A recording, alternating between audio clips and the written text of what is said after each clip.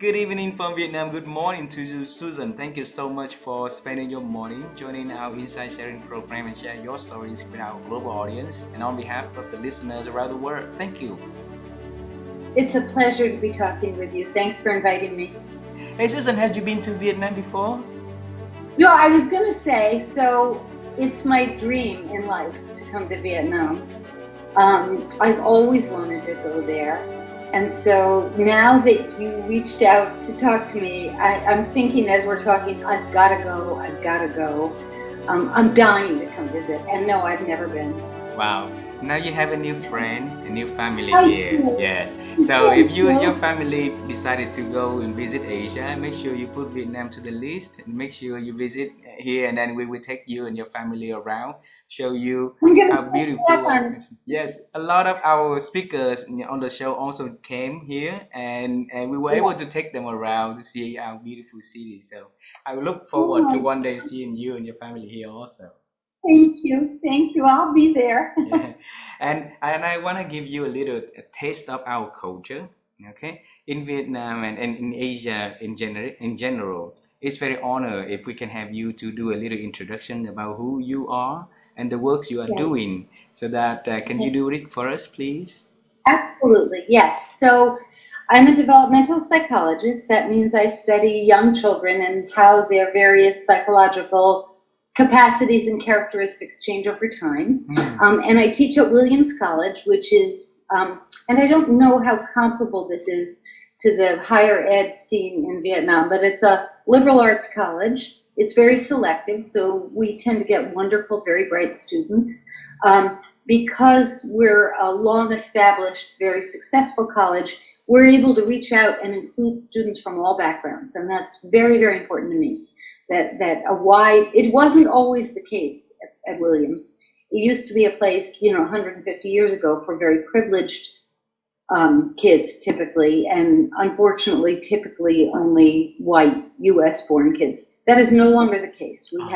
It's a very international student body and also a very racially and ethnically and economically diverse student body. So for me, that's very important. Anyway, they're very bright kids. They're very excited to be there. They have all kinds of interests. And I teach courses in psychology, developmental psychology, but I'm also, if you've read some of my work, you know that I'm also very interested in education. That's my passion. And so I also teach courses about teaching and schools, and I actually, within the college, direct our program in teaching. So students who are interested in studying education in some depth, or in becoming teachers, or creating their own schools, or leading schools, I sort of guide them and create programming for them. That's what I do. I do research in child development. As you may know, I'm particularly interested in curiosity and invention in childhood and how they develop. I'm very interested in how those processes do or don't play a role in school. I write books. I'm working on a new book now. Yeah. And what else can I say? I've done a lot of things related to schools. I helped start a school. I've written a lot of pieces about education for the general public, like in the New York Times and other publications.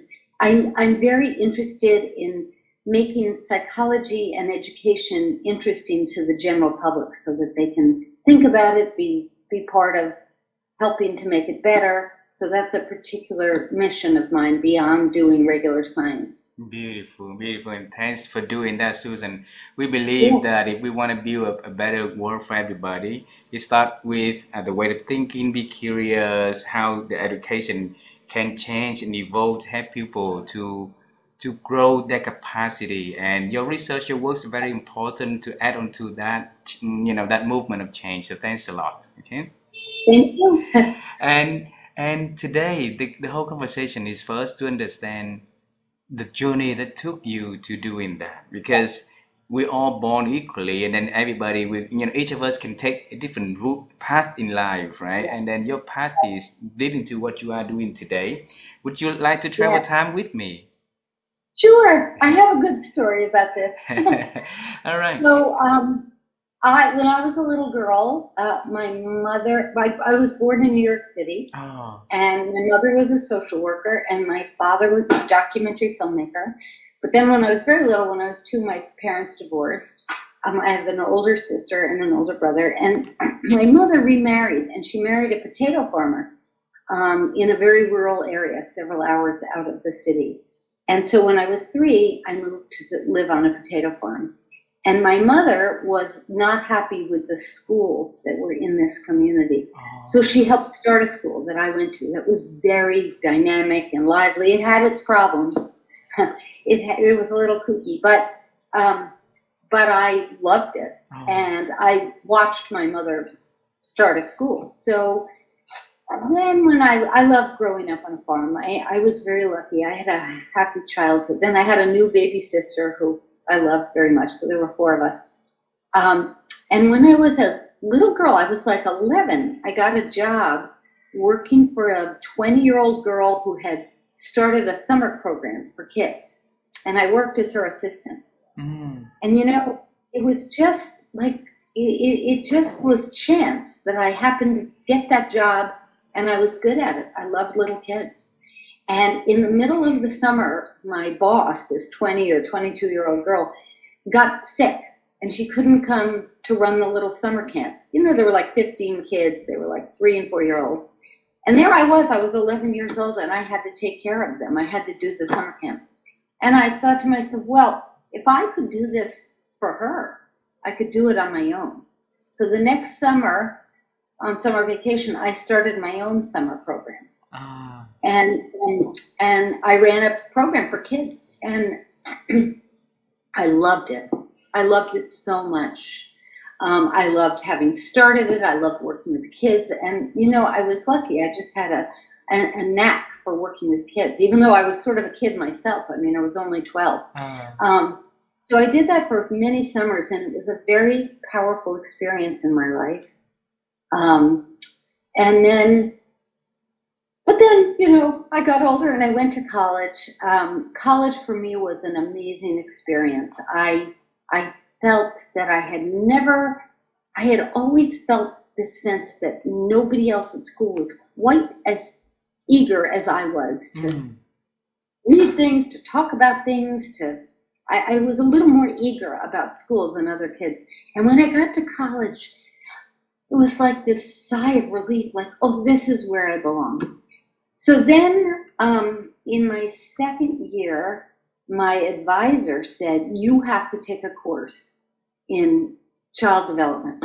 I was like, no, I don't want to do that. I'm not interested in psychology. That's not for me. I wanted to study literature. I wanted to study philosophy. I studied children's theater because I had done a lot of theater in that summer camp that I had run.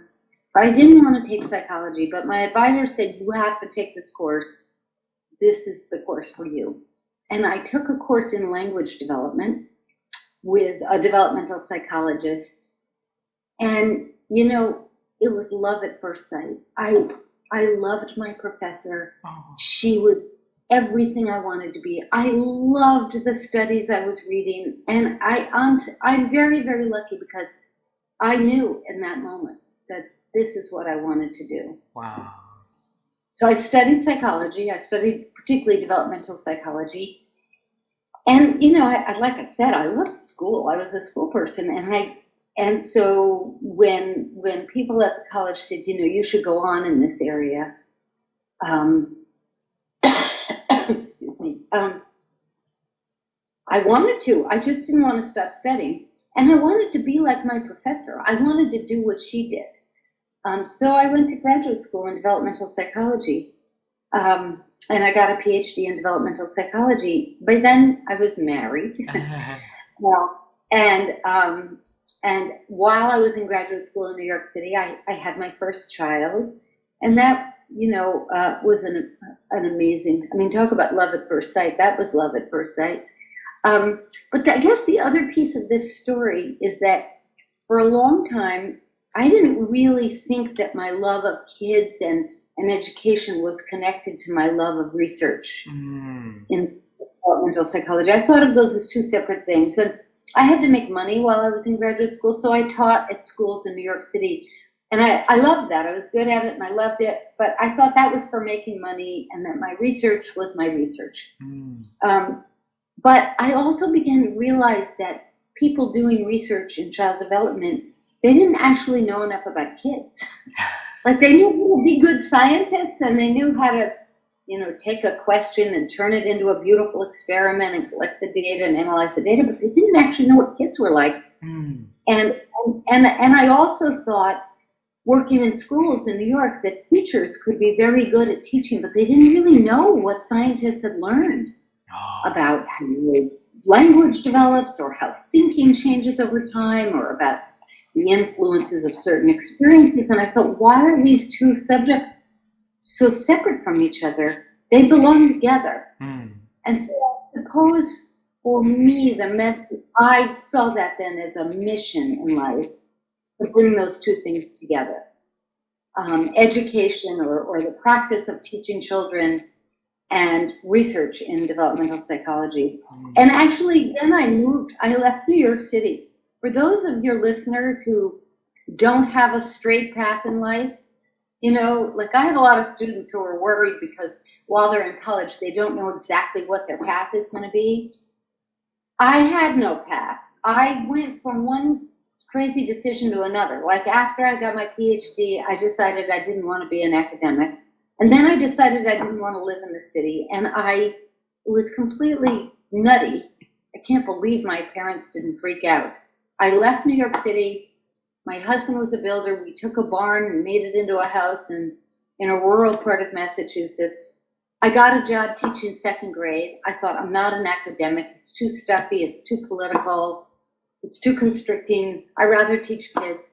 I taught for a year. I taught second grade. I had another baby. And then I thought, oh my gosh, I miss academia. I want to do research again. I miss talking to other people about articles. So then I got back into academia. But I told a student recently who was asking me about her future, I said, you don't have to follow a straight path. I said, my life was filled with zigzags. And my student said to me, I want that. I want zigs and I want zags. So that's sort of how I got to where I am. Yeah. Thank you so much for. Oh, and then I had another child. So I have 3 children, 3 sons. Yes. So this with Jack, Will, and Sam, right?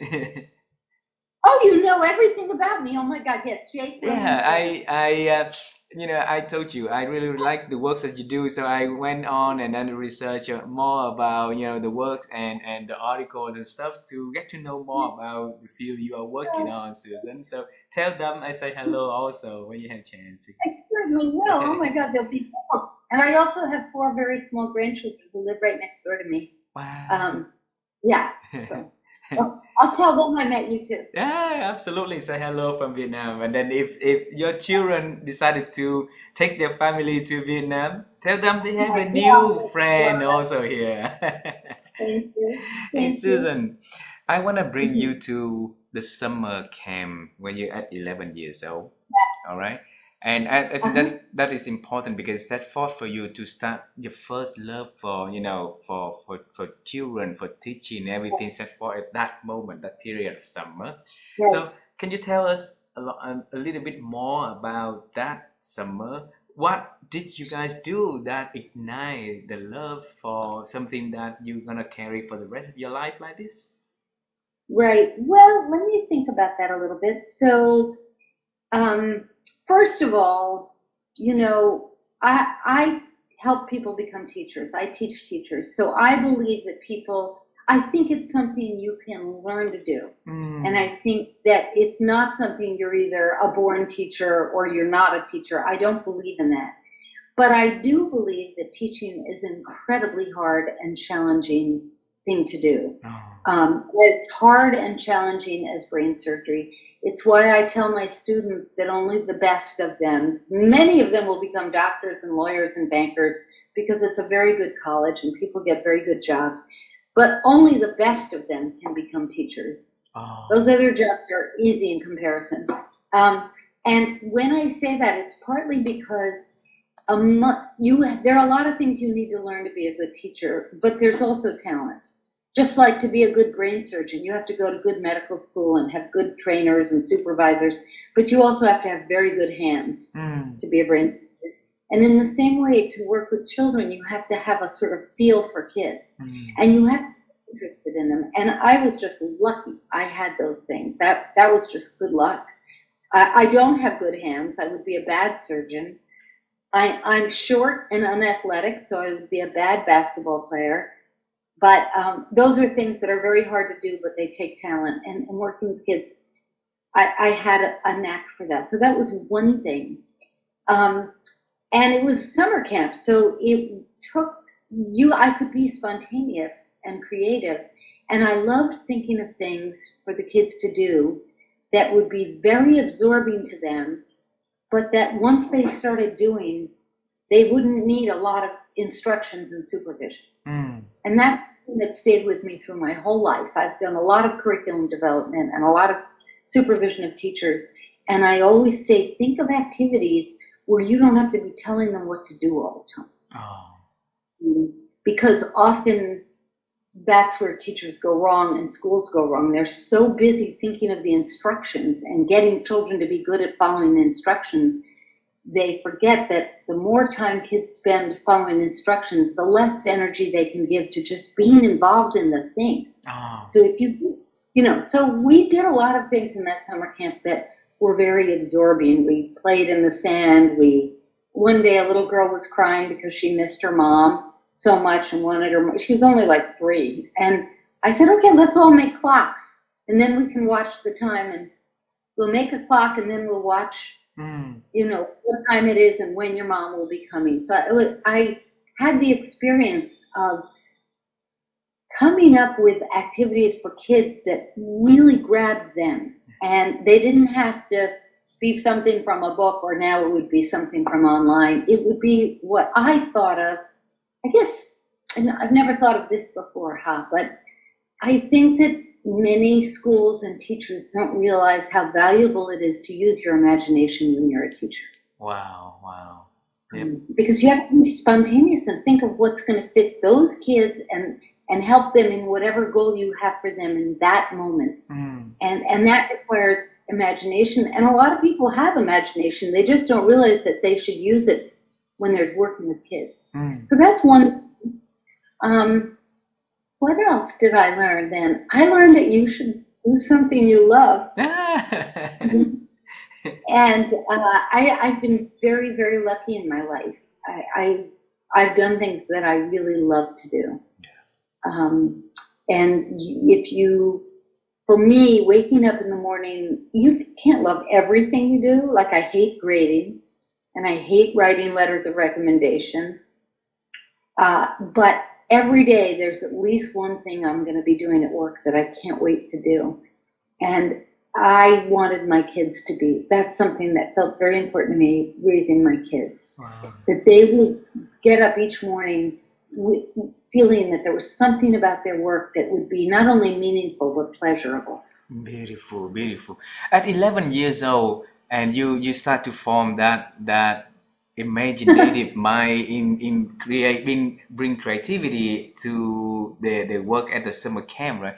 I want to travel to earlier time. Was there anybody in your life that played that big figures for you to role model, and be a role model for you to start like that? Yes. Can you share? Yes.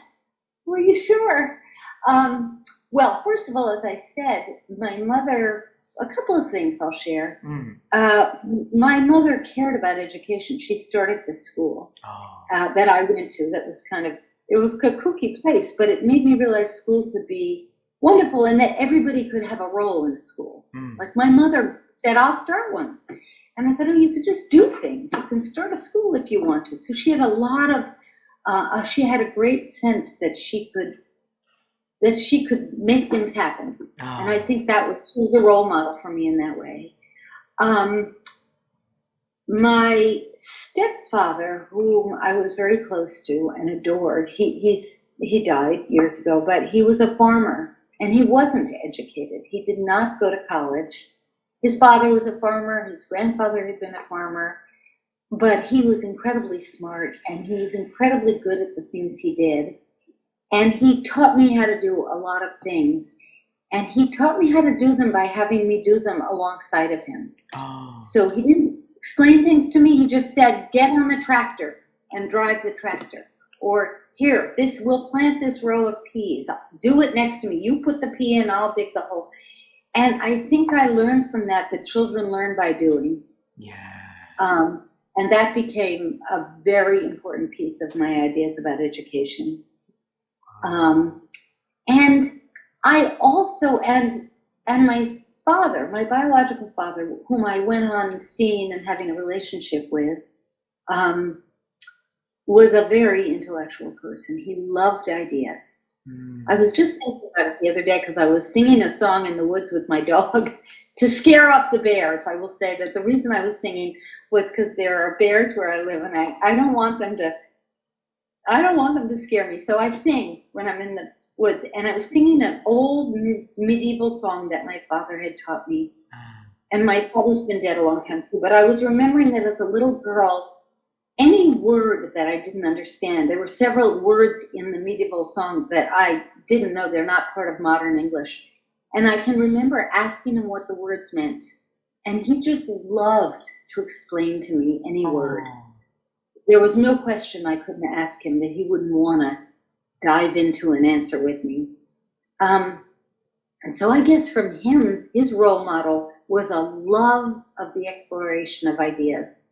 So I've never thought about that before, Hap, but each of them gave me an invaluable lesson in the way that they lived their lives and the way that they were. And then I would add something. I think all of them, to some extent, yes, all of them, those three, my two dads and my mom, they were not conventional. And they did not feel constrained by convention, nor were they motivated by money. None of them chose work for which money was the main goal. And that had a very profound influence on me. As long as you can, and this has been supported by research in modern times, as long as your work can make enough money for you to have, a home, which is not easy for people to do, at least in the United States. So that's not easy. I'm not making light of that. But if you can have a home, and if you have food security, if you know that you and yours, your family, have food to eat, and depending on your healthcare system, medical care when you need it, more and more money does not make you happier, but work that is meaningful and pleasurable does. Yeah. So I think I was very lucky that I had parents my stepdad was a farmer. He barely made enough, but he did. And I think that was a gift to me. Yeah.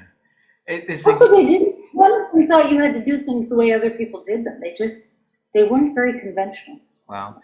Susan, when you say that your life went through a lot of zigzags, right? I was questioning about it a little bit, but I think it's a talent within you at very young age to be able to be a very good observer also. So you observe, your mom, your two fathers, and learn the great things from whatever that is, because a lot of us living in our environment, we may be nurtured by some good example. We don't have the ability to see, to reap the benefit from that. So that becoming a waste also, isn't it?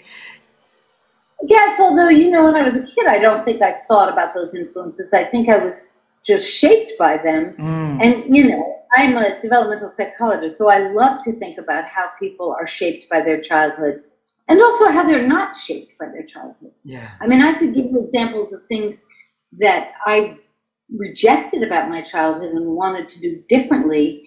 But I think my ability to reflect on that came a lot later in my life. I think when I was a kid, I think everybody's shaped by the people around them.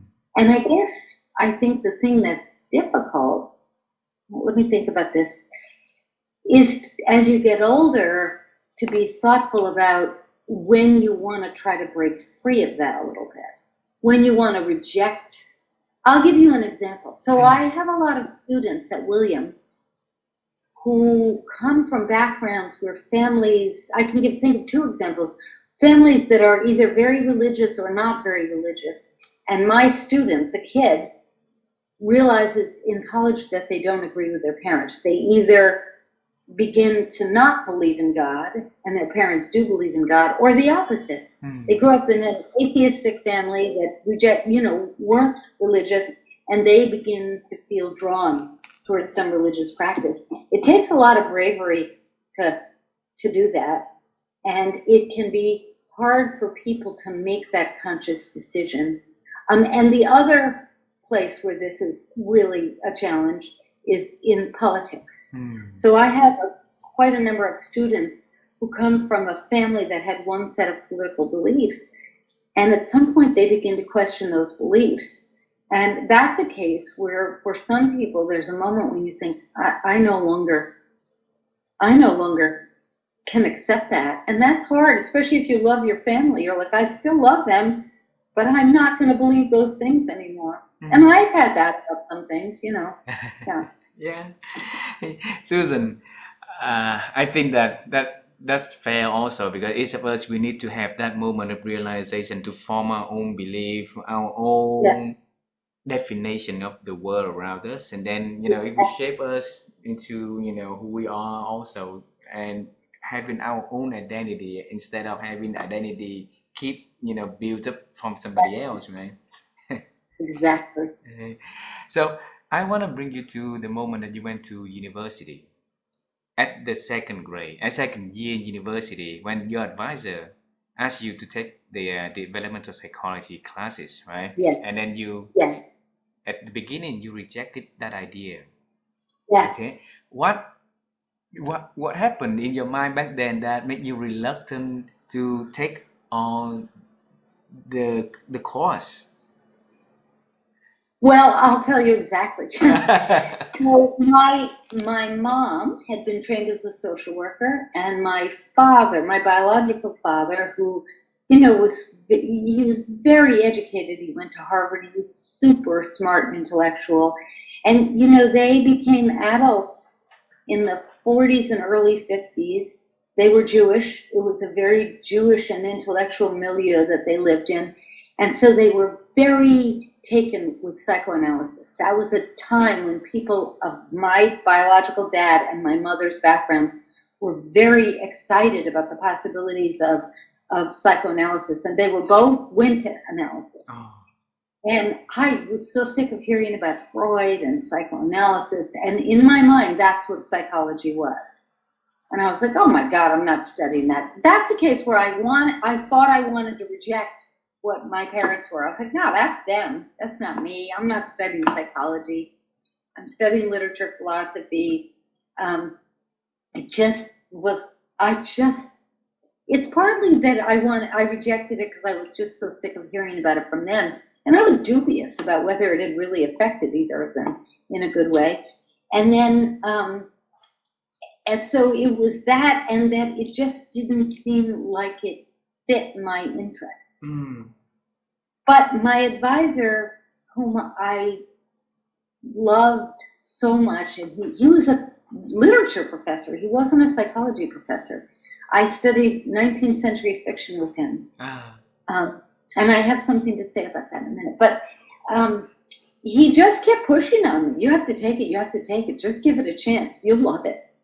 And the minute I took it, it was like this was nothing like what I thought the course was going to be.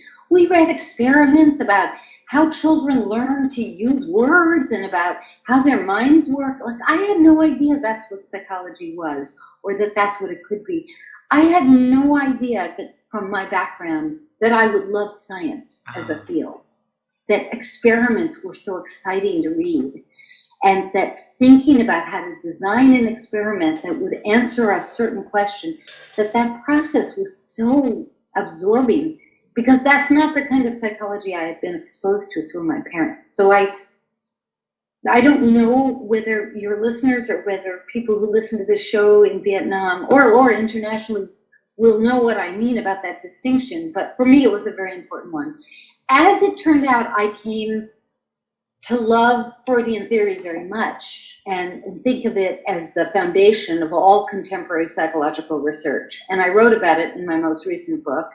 And so it ended up being part of what I know and think about, but not psychoanalysis itself, which is a very particular therapeutic process that I don't set much store by. But that didn't matter. And, that wasn't the relevant issue. The one thing I will say about that professor, so I was a reader growing up, and I loved novels, and I still do. And for kids growing up and young people who feel trapped by the environment in which they grow up, who feel like these are not my role models, but what are my role models? Or this life, the life of their neighborhood or their home, is not for me, but I don't know what else there is. I would say read novels, because novels open the whole world to you.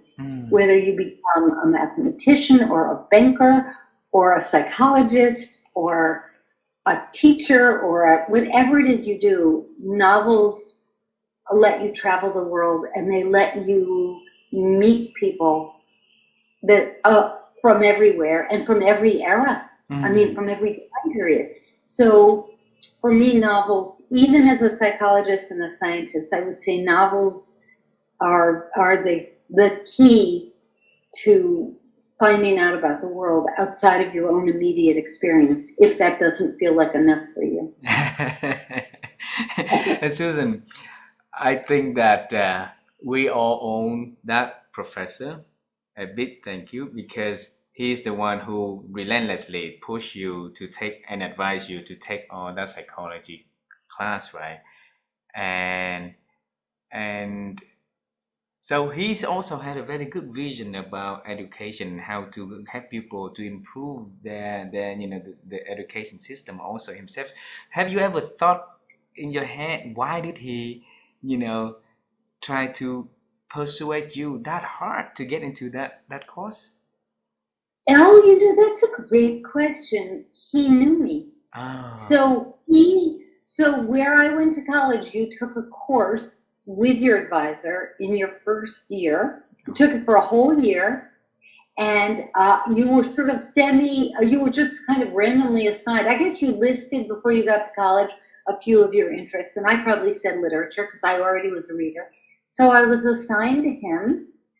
He taught 19th century novels. I had read a lot of the books already, but I read them again gladly. I mean, Jane Eyre and Anna Karenina and Crime and Punishment. Oh my God, such good books. And in addition to taking a course with him, and it was a small course, there were 15 of us in the seminar, you met with the professor. It was sort of based on the Oxford model. You met with the professor once a week, just one-on-one, to talk about some particular line of study. So I think I studied Tolstoy as my contact work with him, like a tutorial. And the real thing, I mean, there were a lot of great things about that model, but one was your professor, your advisor, you didn't just meet him at the beginning of September and again in April to check in. He talked to you every week. And he talked to you about your studies, but he talked to you about you and your thoughts and your life. And so he got to know me, and he was very perceptive. And I think he saw something in me I didn't see in myself, which is that I would be someone who would love research psychology, like the science of psychology. I don't know what he saw. I don't know that he's died a few years ago.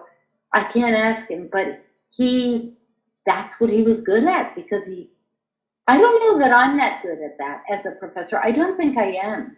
I don't think I have the skill he had for seeing in each of my students what it is they would love that they don't yet know about.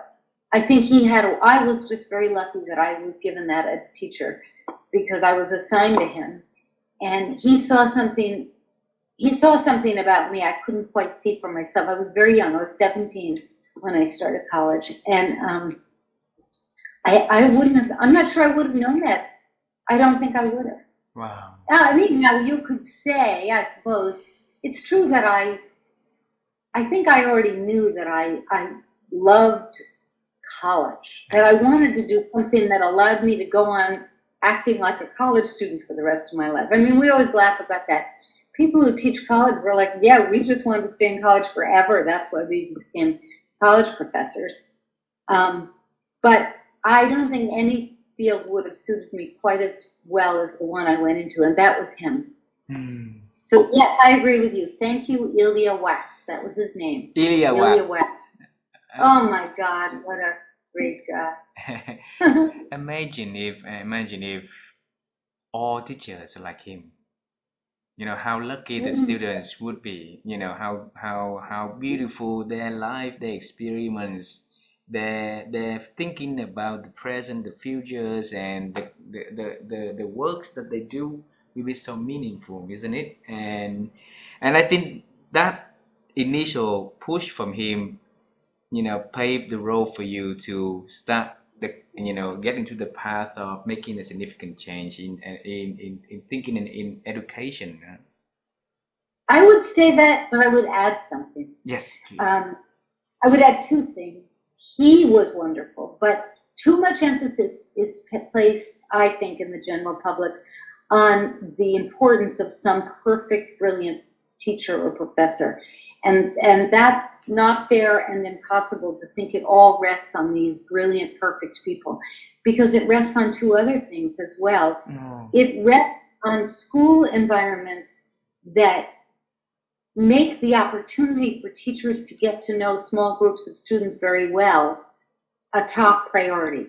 So no teacher, no matter how brilliant and wonderful they are, can do what he did if the structure of the school doesn't allow them to spend real time with a reasonable number of students.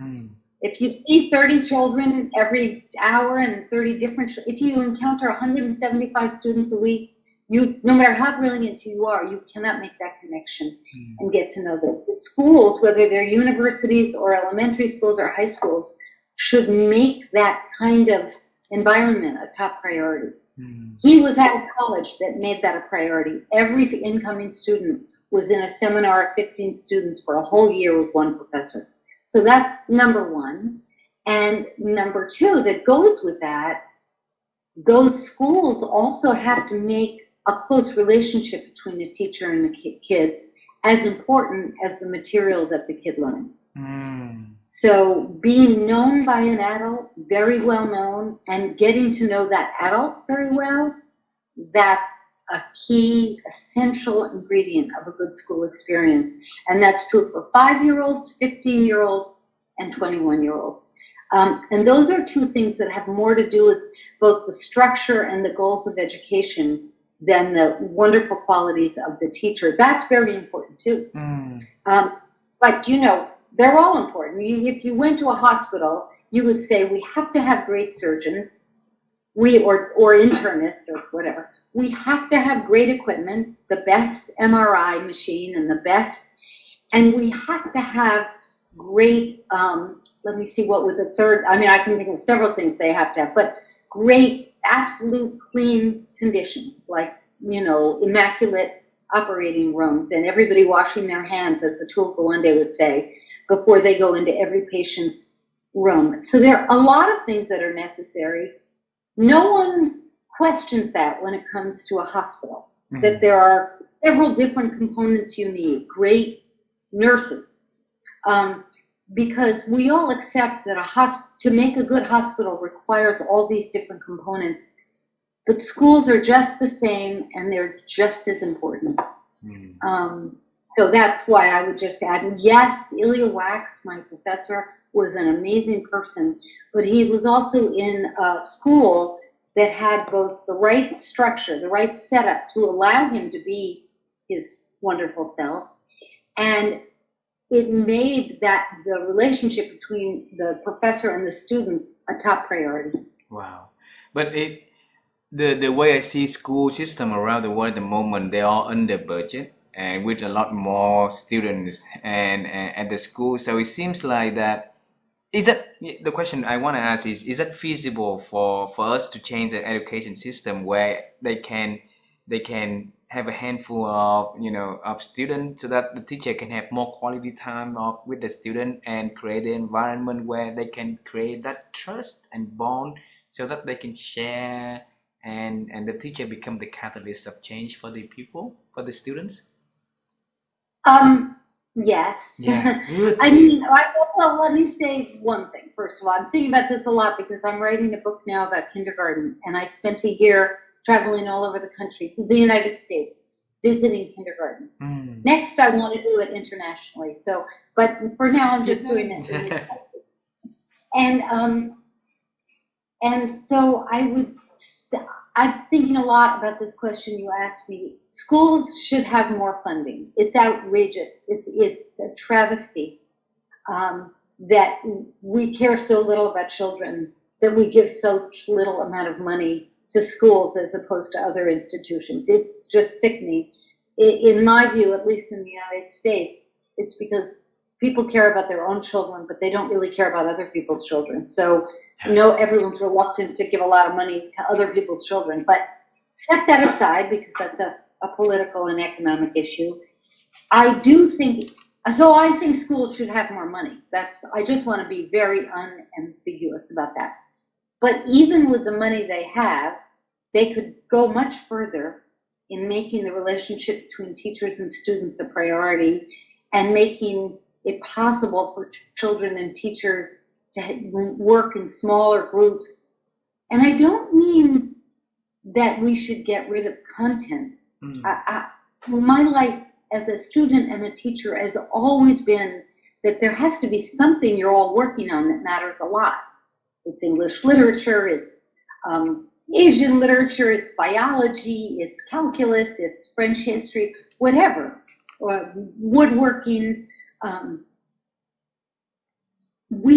Kids need to learn things, but we need to let go of the idea that all kids need to learn all these different things. If we got rid of that idea and said, okay, instead we're going to make it possible for every group of kids to be in a smaller group, for every teacher to have the chance to work with a smaller group in a sustained way over time, and to work on things.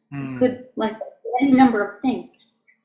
But what you'd have to give up something, and what I think we should give up, is this illusion of breadth or mandatory curriculum across 10 topics. I mean, if you look, I don't know about in Vietnam, but in the United States, if you look at a list, I mean, the Common Core, which is our newest attempt at a national curriculum, it's far better than the one before it that was a product of something called No Child Left Behind, which was a disaster. But Common Core is pretty good, but even Common Core has kids rushing from one topic to another, 40 minutes of this and 40 minutes of that, and they have to learn this skill and that skill and that skill, and that's the big barrier to reaching the goal of teachers and kids who can get to know each other.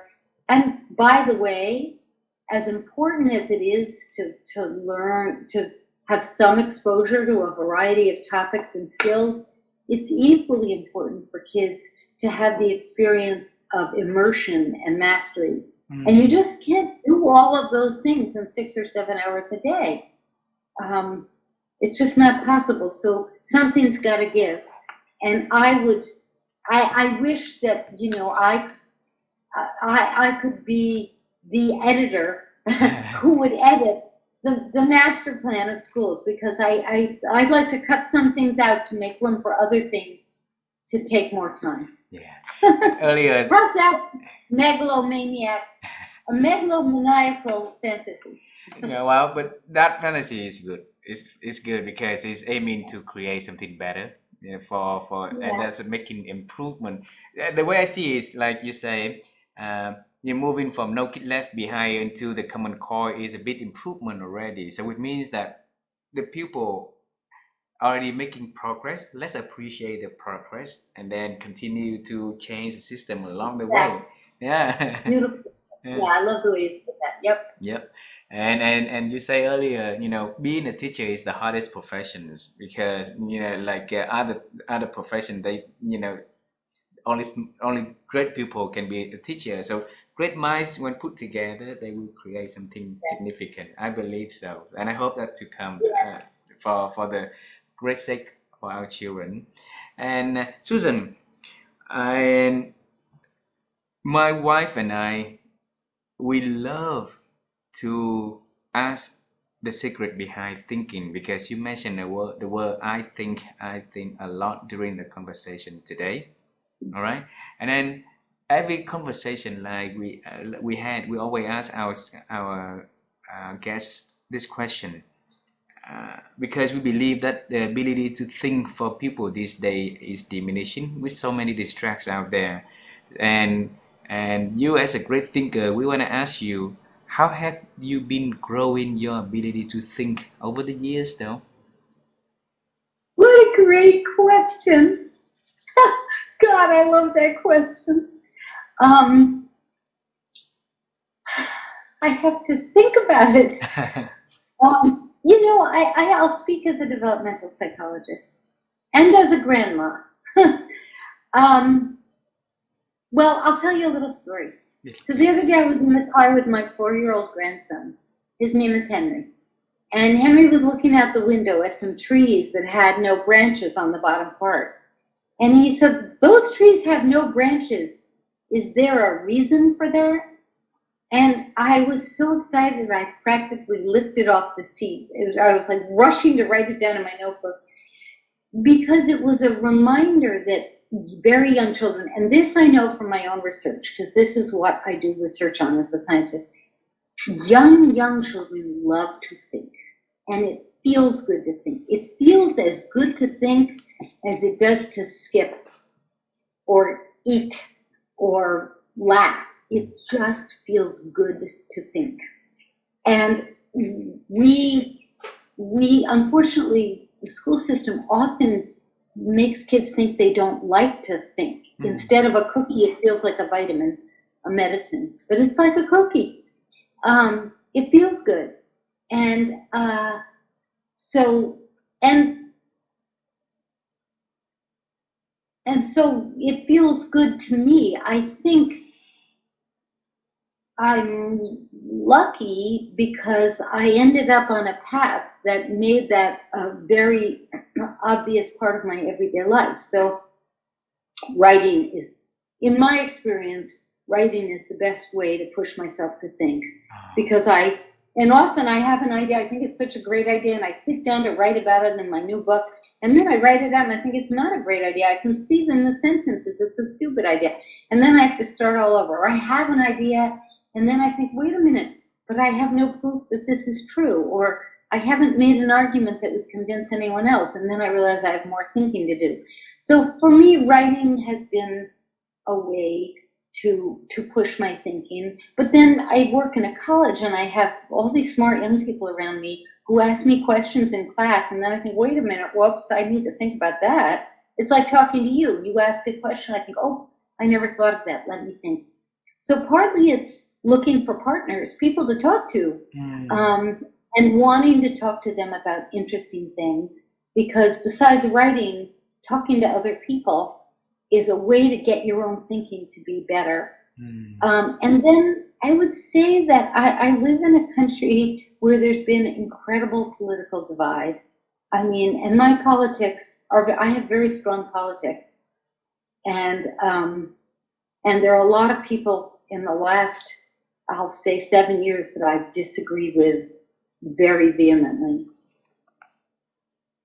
And what that's taught me is how important it is to keep pushing yourself to change your mind. Wow. I won't change my mind about everything. There are certain things that have happened in this country in the last 7 years. I know this is probably not what I'm supposed to talk about on your show, but there are things that have happened that I won't change my mind about because I thought they were too terrible, that have to do with human rights and human dignity and equity. But it's also taught me how many people lost the capacity, maybe they never had it, to think about information and other people's point of view and reconsider their own ideas. And so that's another thing that I teach more than I used to. So we were laughing yesterday because my sisters were teasing me that I say all the time in the middle of a discussion, do you think I'm right or do you think I'm wrong? Or do you think I'm wrong about that? And I was saying I do that more than I should. It's like a bad habit to say that because I want my students to realize that I'm old, I'm 64. I still want to be able to ask people if they think I'm wrong. Oh. And so, I'm very lucky because I work in a college, so I get to be talking about ideas and thoughts all the time, and I read all the time. But even if you don't, even if you work in a garden or you're in a kitchen cooking, or and especially if you teach, you find a way, like to keep questioning yourself and asking, am I wrong? What would make me wrong? Because I think that helps people be thinkers. And then I wish more people realized that it's more like a cookie and less like a vitamin. Susan, you do a lot of research on how to help kids to be curious and invention. Yeah. And I think that a part of teaching them how to be curious is also to teach them what stopped them from being curious, right? So in your research, if you can share one or 2 points that really key killers of our curious mind, what would those be and why? You mean what should we do to encourage curiosity? Not to encourage curiosity, but what we should stop doing so that we can grow curiosity. Well, so yes, to be honest, scientists don't yet fully know all the reasons why curiosity seems to diminish a bit as kids get older. So every parent who listens to your show knows what it's like to have an 18-month-old. They're curious about everything all the time. They put it in their mouth, they rattle on it, they open it, they ask a million trillion questions, and that diminishes over time. Partly that's because as we get older, we get more familiar with the world around us, so we don't have to ask as many questions about it. And also there are other things that take its place, like knowing, not asking questions, but sharing what you already know. So some of that is inevitable. But I would say that one reason curiosity diminishes is because we give kids less permission to ask questions. It's just, so my research shows that when kids get to school, they ask far fewer questions and they have far fewer opportunities to get answers to those questions or ask a second question, or they don't get help answering their questions. Like, you could have a kid in school say, why does, I'm trying to think of a good example. Why does butter get hard in some circumstances and melt into a liquid in others? I don't know why I thought of that. That's just because it was breakfast recently here, but breakfast time. But any number of questions. Why is there global warming? Might be a question. And then instead of saying we don't have time for that question, or that's not the topic we're studying now, answer the question, or help your student figure out what they would need to do to get an answer. Because encouraging that curiosity is about the best educational skill you can give them. I know. And you need teachers. You don't just need wild freedom to pursue that. You need help learning how to make your questions better, how to get the right kind of answers that really will answer your question, the right kind of data, and knowing how to assess when your question's been answered. So there's a huge role for teachers and schools to play in that process. But the one thing that schools mostly do is the worst thing, which is to discourage question asking. I know. And a lot of elder people in my country had the tendency also, like parents, when children ask a lot of questions, it's not related to you, don't ask that questions, or you would not understand it. Instead of make sense for them, trying to make sense something for them, they're trying to push it away so that children will have less opportunity to do. But look at our world. A lot of good people get together, ask questions, what's on the other side of the mountain, what's on the other side of the river, what's on the other side of the ocean. And that's how we conquer the world, right? We travel and meet, and create a new world. I have 2 last questions for our conversations. today. Okay. Okay, Uh-huh. and we travel the past. We knew, your childhood in the very supportive environments, and we knew your at 11 years old you first formed your love for teaching, for education and stuff. We know what you are doing now. We want to know a future a little bit, and I know that you are working on a new book. So can you Yes. share something about that so that we can celebrate with you in advance? Sure. Well, I'm writing a book about kindergarten. Oh, I'm having more fun. I just can't tell you how much fun it is. I traveled all over the country first visiting kindergartens, and I hope to finish that book in the next year or so. wow. So that's to help me celebrate that because I'm very excited about it. And I love the process of doing that. I don't know what I'll do after that. Who knows what my next book will be or whether I will write another book. I might. I have a lot of questions that I haven't answered in my research yet, so I have a lot left to do, I hope. Wow. Yeah, that's my answer. Wow. Thank you. The last question is about the one thing that you mentioned earlier that's very important. You say that every single day you go into, you wake up, go into work, you will have at least one thing important that you love doing. Yes. Okay. And a lot of us out there going to work, living our life, have nothing really meaningful attached to their feelings, to their workings. So if you can give an advice for the people who listen to the show to really look for something that they love doing and really, really, you know, bring them hold dear to their heart and their life, can you share some insights for us? Yes, I can. I think people should find work that has some meaning or delight in it. But I know that not everyone has that opportunity. If you can, and you're making a lot of money but you hate your work, quit your job and do something that makes less money and is more pleasurable. And often the pleasure comes from the meaning it has in the world, the purpose it serves.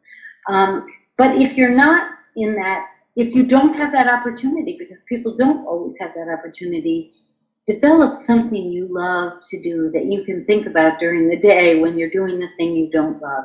I can't, there are so many people in the world whose real joy was something they did outside of work that had great meaning, not just to pass the time away, not just to eat candy, but something that, whether it's making art or writing or singing or being in a political group or volunteering but something with meaning and purpose. And daydreaming is an incredibly can be a savior for people whose daily job is not rewarding. So you spend your day daydreaming about the thing that means the world to you after the end of the day. Cooking, I love to cook, so for me it would be cooking, carving in wood, writing fiction, whatever it is. Find a way to put something pleasurable and meaningful into your life. And if your job is hard, the antidote is not just to watch TV all evening, to take your mind off your job. It's to do something with joy and purpose in it. Beautiful, beautiful. As I had two last question, but I changed my mind. If I can ask one last question, would that be okay? Of course.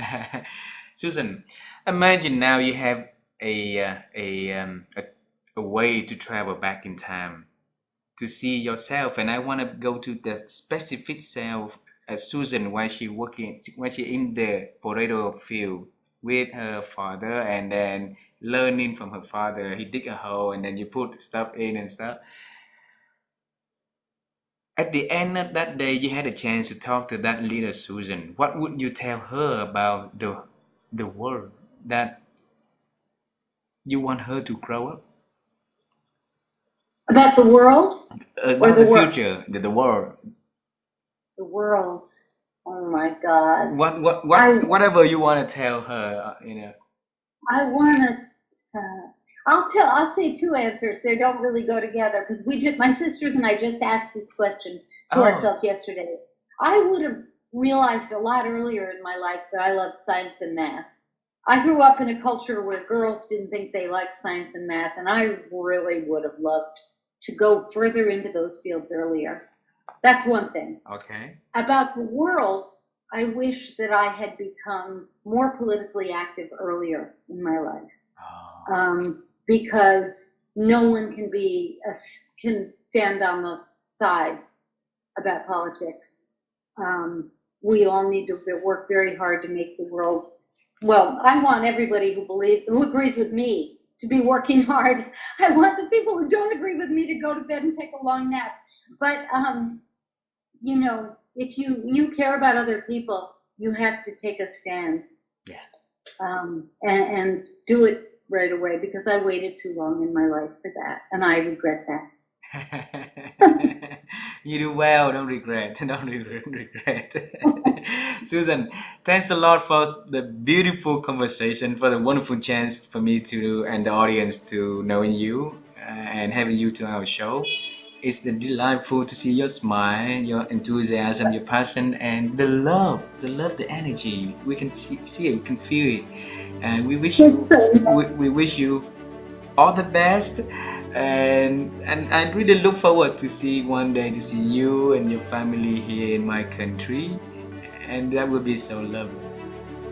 Well, it's been a total joy to talk with you. You're a wonderful interviewer. I've had many. You're one in a million.